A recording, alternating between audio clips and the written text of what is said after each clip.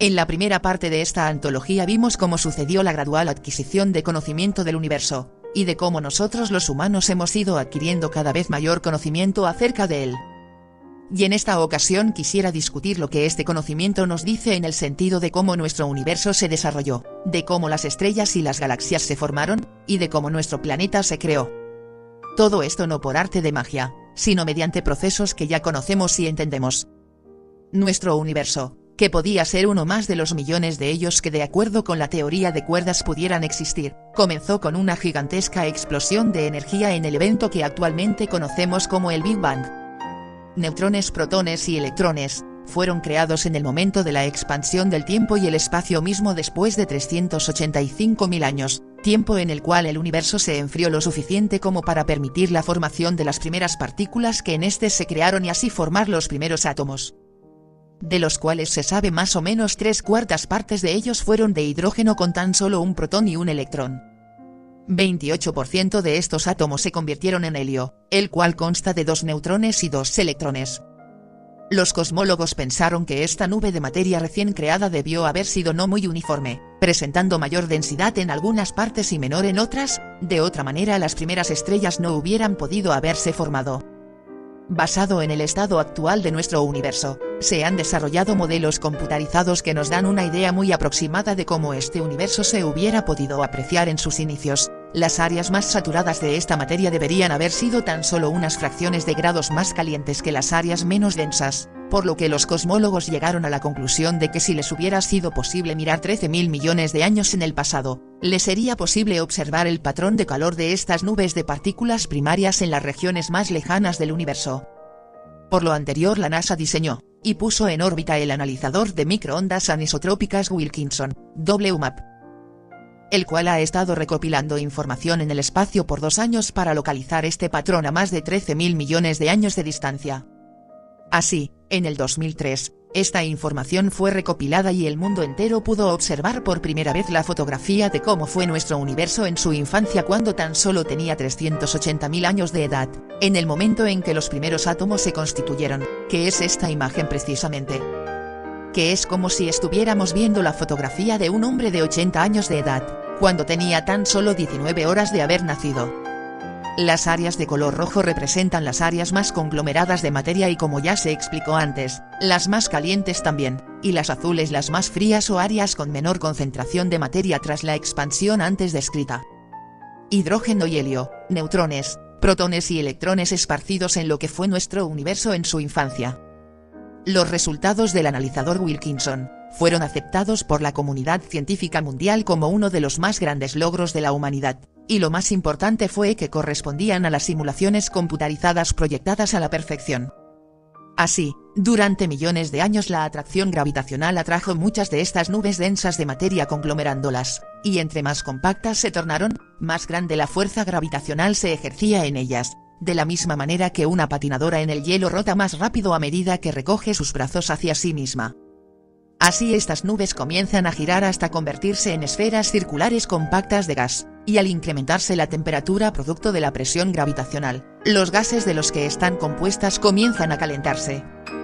Así, los átomos de hidrógeno en el centro de estas protoestrellas giran cada vez más rápido hasta que comienzan a impactarse unos con los otros, comenzando de esta manera a fisionarse para formar helio, y como producto de esta fisión se libera energía, lo que ocasiona que otros átomos de hidrógeno vibren aún más rápido acelerando la reacción de fisión, lo que genera mayor energía, lo que a su vez ocasiona que más átomos se fisionen, hasta que de repente en fracciones de segundo una reacción en cadena ocurre como si se tratara de millones de bombas de hidrógeno explotando al mismo tiempo. Así las primeras estrellas comenzaron a iluminar el cosmos. Muchas de estas estrellas que terminaron lo suficientemente cerca una de las otras se conglomeraron en galaxias mediante la misma atracción gravitacional que ejercían entre sí. Estas primeras estrellas brillaron por miles de millones de años. Sin embargo, estos cuerpos celestes solo poseen una cantidad finita de hidrógeno, y conforme éstas van acabando su dotación de hidrógeno, la estrella comienza a colapsarse en sí misma, incrementando así su presión y la temperatura interna de tal manera que los átomos de helio comienzan a fisionarse también para lograr con esto la creación de elementos más pesados como carbón y oxígeno. Así, mientras la temperatura de esta estrella se incrementa, Estos últimos elementos se fisionan a su vez y resultan en elementos aún más pesados, hasta convertirse en una auténtica fábrica en la cual literalmente se cocinan el resto de los elementos que en la actualidad conocemos. La energía de estas reacciones es muchísimo mayor que la fisión de hidrógeno. Finalmente la presión y la temperatura de la estrella son tan altos que la estrella termina explotando en una supernova, esparciendo estos elementos que se formaron en ella a través del cosmos.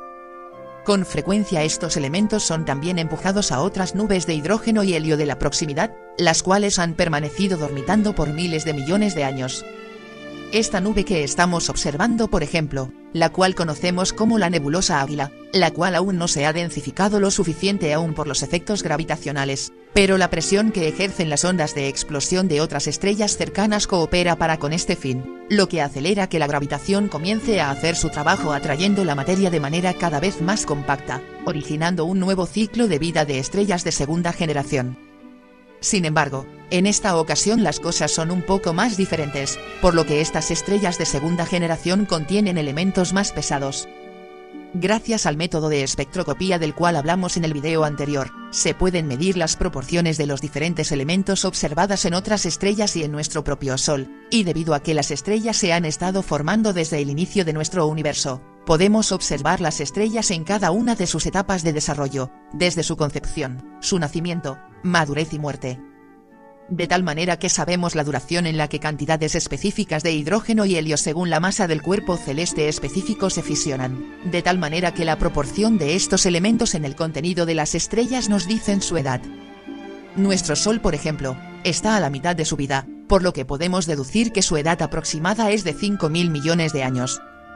Lo que significa que hace precisamente 5.000 millones de años, una solitaria nube de materia debió haberse conglomerado de la manera que hasta aquí se ha explicado, hasta formar una estrella de mediano tamaño de tercera generación en las orillas de tan solo una de los miles de millones de galaxias esparcidas en nuestro universo.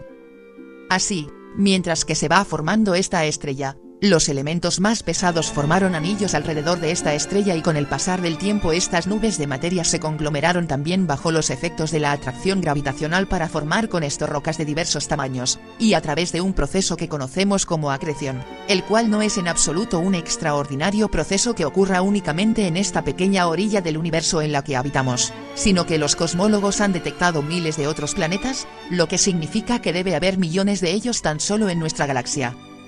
Algunos de ellos se encontrarán demasiado cercanos a las estrellas alrededor de las que giran, previniéndolos de que el agua que pudieran contener se condense en estado líquido, otros estarían demasiado lejos de la estrella que les diera origen, por lo que el agua que pudieran contener se congelaría. Pero para cualquier planeta que estuviera en la órbita adecuada, el agua que contuvieran estaría en estado líquido, de la misma manera que ocurrió en nuestro planeta. En el transcurso de algunos cuantos miles de millones de años, este proceso de acreción ya mencionado, terminó formando una enorme esfera rocosa que finalmente sería nuestro planeta. En un principio su superficie estaba cubierta de roca derretida debido a la energía generada por millones de colisiones de otras rocas para formar esta roca inicial que fue nuestro planeta y tornarse más grande. Así con el tiempo, esta superficie de roca derretida se fue enfriando, lo que fue formando una corteza rocosa. Así después de algunos cuantos millones de años, nuestro planeta se enfrió lo suficiente como para permitir la condensación de agua líquida en su superficie y después de otros miles de millones de años más, reacciones químicas crearon moléculas autorreplicables, que con el tiempo se convertirían en células simples. En las dos partes de este video hemos visto cómo nuestro universo, nuestro Sol y eventualmente nuestro planeta se formaron en un periodo de 13.700 millones de años sin necesidad de la intervención de entidades invisibles. De tal manera que sabemos que nuestro universo no fue creado en 6 días, y por supuesto también sabemos que todo esto transcurrió en mucho más de 6.500 o 10.000 años como la Biblia y otros recuentos míticos lo sugiere. Si usted prefiere creer en alguno de los muchos recuentos míticos que intentan explicar procesos mágicos y sobrenaturales que pudieron originar nuestro universo, planeta y los organismos vivos que en él habitamos, entonces se perderá de los extraordinarios avances de conocimiento y tecnológicos de los últimos 300 años. Así como también se perderá del conocimiento adquirido que asombraría a las más de 4.000 generaciones que nos presidieron, las cuales estaban tan interesadas en la creación de nuestro mundo y universo, que tuvieron que inventar dioses, demonios y espíritus para explicar lo que ni siquiera en sus sueños más audaces pudieron haberse imaginado. Es decir, que algún día podrían tener la tecnología para poder observar en el lejano pasado casi 14.000 millones de años atrás, y poder observar con tal detalle la fotografía misma del nacimiento del universo.